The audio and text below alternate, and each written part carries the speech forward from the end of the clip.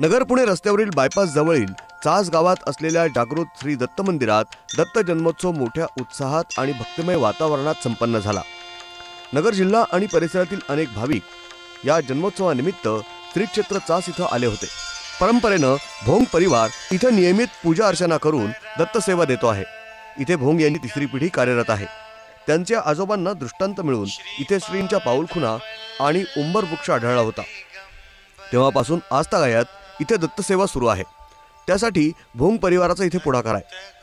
हे मंदिर जे आहे एक साधारणतः 60 ते 61 वर्षापूर्वीचा असून या मंदिराचा वारसा असा आहे की माझे आजोबा या ठिकाणी दत्त गुरूंचे चरित्राचे पारायण आहे ते करत असत। त्यानंतर जवळजवळ 20-25 साहित्य झाल्यानंतर माझ्या आजोबांना साक्षात दत्तगुरूंच्या पादुका हे जे आहेत त्या औदुंबराच्या झाडामधून आशीर्वाद रूपी प्राप्त झाल्या व माझ्या आजोबा श्री माधव रामचंद्र भोंग यांनी दत्तचरणी या पादुका या ठाणं स्थापन त्यानंतर पूर्णपणे सेवा चालू केली।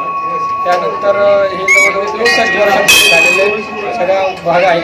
त्यानंतर माझे वडील सेवा करत होते। त्यानंतर कंटिन्यू ही परंपरा पुढे चालवत आहे। काळामध्ये सकाळी 9 वाजता दत्तांचा याग होतो। त्यानंतर दुपारी 3 ते 5 दरम्यान भजन होतं। त्यानंतर आपण एक प्रवचन असते 6 वाजता। त्यानंतर श्रींचा दत्ताचा जन्म होतो। नंतर 6 वाजता आरती होऊन चालू असते आणि 7 ते 9 वाजता आपण भजन सोहळा। निसर्गाच्या कुशीत डोंगर कपारीत हिरव्यागार वनराईत हे देवस्थान आहे। मंदिराच्या दत्तमूर्तीच्या पाठीमागे प्रदक्षिणा मार्गावर शंभू महादेवाची पिंड आणि नंदकेश्वर विराजमान आहेत। या शेजारीच शंभू महादेवाचे स्वयंभू लिंग देखील आहे। जवळच पादुका आहेत। वरच्या बाजूला पंढरीचा विठुराया रुक्मिणी मातेसोबत आशीर्वाद देण्यासाठी उभा आहे।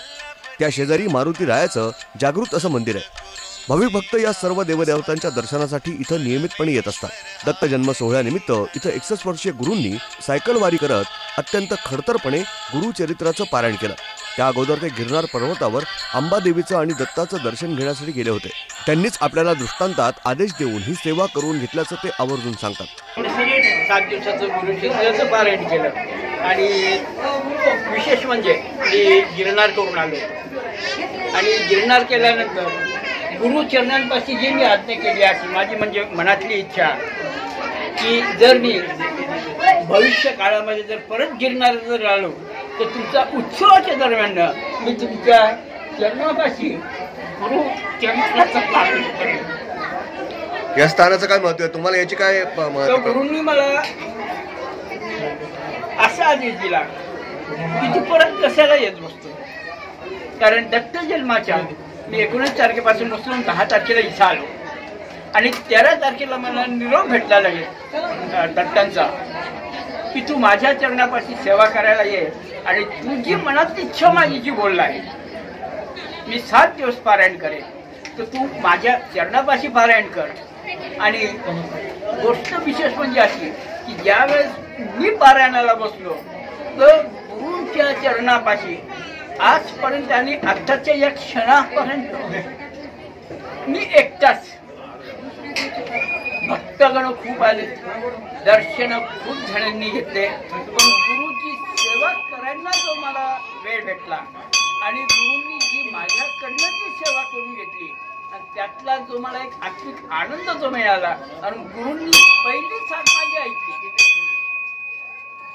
माझ्या जीवनातली आज माझे वयाची 62 चालू आहे। याच्यामध्ये मी गिरनार केलं आणि गुरूंना जी विनंती केली आणि गुरूंनी म्हणजे लगेच जी विनंती माझी मान्य केली आणि एक अवघ्या 6 ते 7 दिवसामध्ये त्यांनी त्यांच्या चरणापाशी मला विचारलं। परंतु विशेष म्हणजे असे की मी सायकलवर इथपर्यंत यायचो, दिल्ली गेट पासून इथपर्यंत, इथून परत दिल्ली गेटला जायचो, पण यायचो कसं हे मला माहिती नाही आणि जायचो कसं हे मला 19 तारखेपासून आजपर्यंत मला थकवा जो म्हणतात तो जाणवला।